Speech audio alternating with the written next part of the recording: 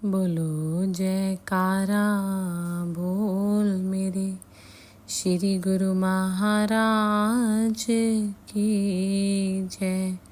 बोलो साचे दरबार की जय। साधु वेश। श्री सद्गुरुदेव जी महाराज श्री तृतीय पातशाही जी ने अपने अनन्य शिष्य श्री पंचम पातशाही जी को निजी मौज अनुसार श्री अनंतपुर में जन्माष्टमी पर्व पर 2 सितंबर सन 1956 तदनुसार 18 भादो संवत 2013 भादो बदी द्वादशी रविवार को साधु वेश प्रदान कर इनका शुभ नाम श्री स्वामी दर्शन पूर्ण आनंद जी रखा। श्री सद्गुरुदेव जी महाराज की प्रसन्नता का ठिकाना न था। उनके हृदय में अंतर ही अंतर खुशियों का सागर उमड़ रहा था। भक्ति परमार्थ के सूर्य को युग युगांतरों तक उदित रखने का कार्य पूर्ण कर लिया था। उन्होंने जैसे श्री परमहंस दयाल जी श्री प्रथम पातशाही जी तथा श्री परमहंस महाराज जी श्री द्वितीय पातशाही जी के कार्य को पूर्ण किया। श्री वचन थे कि इस भक्ति के महकते पुष्प की सुगंधी देश विदेश के कोने कोने तक फैलनी चाहिए। अस्तु, आपने कर्तव्यनिष्ठ कर्मयोगी पूर्ण तत्ववेत्ता बनकर चौकुंठी में सुगंधी को फैलाया। श्री सद्गुरुदेव जी महाराज श्री तृतीय पातशाही जी ने श्री स्वामी जी श्री चतुर्थ पातशाही जी साधु वेश में को फरमाया, यथा नाम तथा रूप। इनके दर्शन से परमार्थ व भक्ति की विजय पताका चौकुंठी में लहराएगी। यह ध्येय पूरक श्री आनंदपुर का कार्यभार संभालेंगे। इनका विशेष ध्यान रखना। श्री चतुर्थ पातशाही जी श्री आज्ञा शिरोधार्य कर इन्हें विशेष रूप से आत्मस्वरूप मानते।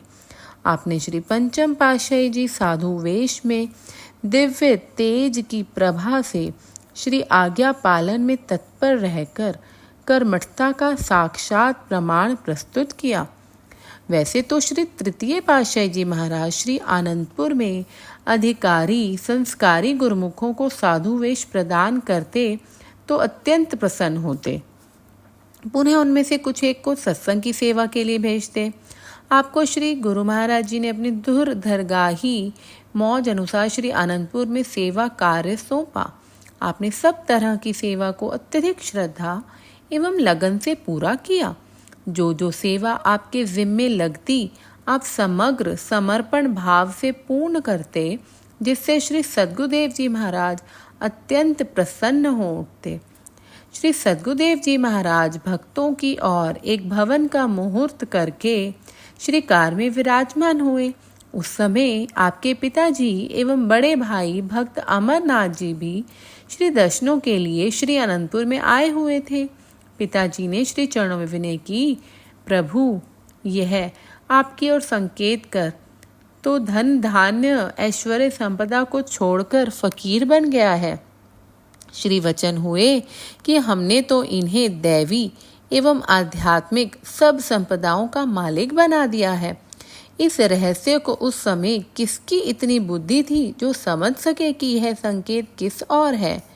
महाप्रभु जी के चरणों में बड़े भाई ने विनय की कि इस खुशी के उपलक्ष्य में वे भंडारा करवाना चाहते हैं। श्री प्रभु जी ने फरमाया कि कुछ दिन ठहरो, हम स्वयं ही बता देंगे। भक्त जी 10-12 दिन इसी प्रतीक्षा में रहे कि ना जाने कब संदेश आ जाए। उन्हें कलकत्ता वापस भी जाना था, लेकिन जब कोई सूचना न मिली तो उन्होंने आपसे कहा कि श्री चरणों में विनती करके यह बतला दें कि भंडारे की बारी कब तक मिल जाएगी। आपने महात्मा रोशनानंद जी और महात्मा योग प्रकाशानंद जी को इस बारे में विनय करने के लिए निवेदन किया। उन्होंने श्री चरणों में दंडवत प्रणाम करके प्रार्थना की कि भक्त अमरनाथ जी को किसी कार्यवश कलकत्ता वापस जाना है। अगर आपकी मौज हो तो वे भंडारा करवा कर ही जाएं। महाप्रभु जी ने सेवादार को भेजकर भक्त जी को बुलाने की आज्ञा फरमाई। भक्त जी श्री चरणों में उपस्थित हुए और आपकी श्री पंचम पातशाही जी की ओर संकेत करके विनय की, प्रभु इनके साधु बनने की खुशी में भंडारा करवाने की इच्छा है। श्री प्रभु जी ने मुस्कुराते हुए फरमाया, भक्त जी, इन्हें साधु वेश देकर हमें अत्यंत प्रसन्नता हो रही है। पिछले 12 दिनों से इस खुशी के उपलक्ष्य में ही श्री अनंतपुर के लंगर में दिन रात भंडारे हो रहे हैं, फिर भी आप और भंडारा करवाना चाहते हो। श्री मोज को सर्वोपरि जानकर भक्त जी ने अपनी श्रद्धानुसार भंडारे की राशि श्री चरणों में भेंट कर दी। श्री सद्गुरुदेव जी महाराज ने आप श्री पंचम पातशाह जी की ओर संकेत करते हुए पावन रहस्यमय वचनों में फरमाया, इन्होंने तो अनेकों ही भंडारे करवाने हैं और करवाते रहेंगे। ये अखुट भंडार के स्वामी होंगे। अति सौभाग्यशाली जीवों को अपने पूर्वले पुण्यों के फल स्वरूप ही ऐसे सुअवसर एवं संयोग मिलते हैं। इस प्रकार भक्त जी को अपने आशीर्वचनों से निहाल कर दिया। समय पाकर महाप्रभु जी के वचन साकार हुए। आपने गुरुमुख प्रेमियों के लिए स्थान स्थान पर पारमार्थिक केंद्रों का निर्माण करवाकर भक्ति के अखुट भंडार खोल दिए। लाखों करोड़ों जीवों ने रूहानियत का लाभ उठाया। बोलो जयकारा, बोल मेरे श्री गुरु महाराज की जय।